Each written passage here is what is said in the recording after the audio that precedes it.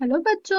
Let's read this question. The question says, consider a graph plotted between P and 1 by V as shown below. ठीक है, हमें P और 1 by V का graph दिया हुआ है. हमसे पूछा है the correct order of temperature T1, T2 और T3 will be. Option A T3 सबसे बड़ा, फिर T2, फिर T1. ऑप्शन B T1 सबसे बड़ा, फिर T2, फिर T3. फिर option C T1, T2, T3 equal. और ऑप्शन D में T1 is greater than T2 and it is equals to T3.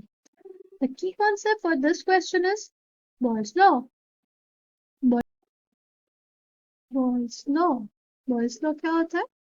फिर से देखो, Boyle's law हमारे पास होता है at constant temperature and for fixed mass of gas,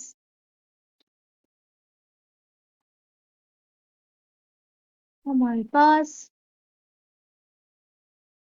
pressure is inversely proportional to volume. Pressure is inversely proportional to volume. ठीक, pressure अगर inversely proportional है हमारे वॉल्यूम से तो क्या हो जाएगा? अगर हम प्रोपोर्शन साइन हटाए तो हमारे पास आ जाएगा P is equal to K1 by V. K1 हमारा क्या है? कांस्टेंट है which depends on किस पे? टेम्परेचर पे, हमारा मास पे, क्या मास ऑफ गैस पे, और units of P and V पे डिपेंड करता है. आई होप आपको बात समझ में आया. नाउ जब अगर हमें ग्राफ बोला है बनाने के लिए P वर्सेस 1 by V, तो ये कैसा ग्राफ होगा हमारे लिए? ये जो रिलेशन है हमारे पास क्या था? P is equal to K1 by V. जो हमारा ग्राफ आएगा किसकी तरह आएगा? सिमिलर होगा हमारा y is equal to mx के जैसे. ठीक है, किसके जैसे होगा? y is equal to, ठीक है. जो K1 होगा हमारा क्या होगा? क्या पैरेलल दिखाने के लिए P is equal to K1 1 by V. तो V 1 by V को हम लोग x ले लेंगे और P को हम लोग y ले लेंगे. जब हम लोग कर्व ड्रॉ करेंगे हमारे पास कैसा कर्व आएगा? ये हमारा 1 by V, ये हमारा P. और जब कर्व ड्रॉ होगा तो हमारे पास आएगी straight line passing through origin. ठीक, नाउ क्वेश्चन क्या दिया हुआ है? क्वेश्चन दिया हुआ है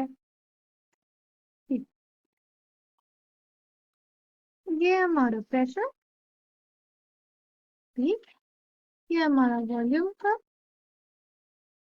1 by V, और हमारे पास पहली ऐसी, दूसरी ऐसी, तीसरी ऐसी.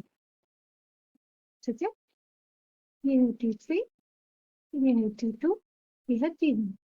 ठीक है, तो हमारे पास जिसका स्लोप ज्यादा, P equals to 1 by V K1. तो जो हमारा K1 था वो क्या था हमारा? स्लोप. P है इस कर्व के लिए हमारा स्लोप का काम करेगा. ठीक, तो हमारे स्लोप किसका ज्यादा है? सी.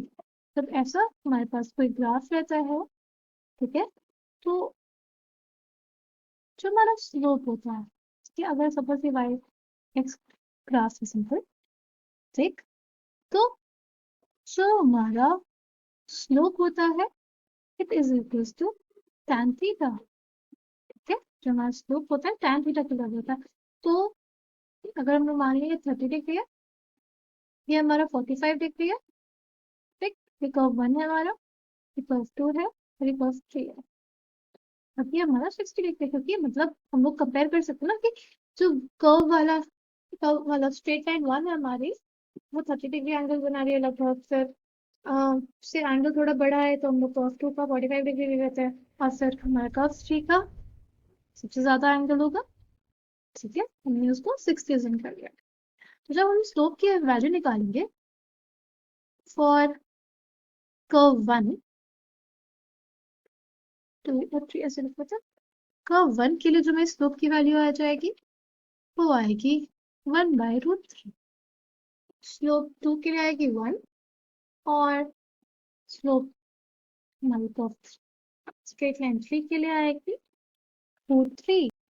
तो मतलब सबसे ज्यादा जिसका एंगल सबसे ज्यादा जिसका एंगल, उसका हमारा स्लोप उतना ज्यादा। ये कब वैलिड होता है हमारा? जब हमारे पास अक्यूट एंगल्स थी, मतलब एंगल लेस देन 90 डिग्री के लिए ही ये वैलिड होगा। ठीक है, ये होप आपकी बात समझ में आई हो ना। अब हम लोग जो क्वेश्चन दिया है उसको देख ले। हमारे क्वेश्चन में अगर इसका हम लोग एनालॉजी लेके कर, तो हमारा जो T3 होगा, यानी हम लोग बेसिकली बोल सकते हैं हमारा जो K3 कांस्टेंट होगा इसके लिए, हमारा इसके लिए K3 कांस्टेंट हो गया, ये K2 कांस्टेंट और K1, क्योंकि जब हम P और वर्सेस 1/v का कर्व बनाते हैं तो जो स्लोप होता है वो हमारा क्या होता है, K होता है। K3 की जो वैल्यू होगी हमारी, वो सबसे ज्यादा होगी, फिर हमारी K2 की वैल्यू होगी, फिर हमारे K1 की वैल्यू होगी। और भी मैंने जब स्टार्टिंग में आपको एक्सप्लेन किया कि जो K1 मतलब K हमारा जो कांस्टेंट होता है वो डिपेंड होता है टेम्परेचर के ऊपर। तो इस वजह से हमारा T3 सबसे ज्यादा, फिर T2, फिर T1। आई होप आपको बात थोड़ी क्लियर ही हुई हो। Now let's go back to the question. Question में क्या है, correct order for temperature will be, इसका आंसर हो जाएगा हमारे पास option A, T3 is greater than T2 greater than T1। I hope you understood it well. Thank you and all the best.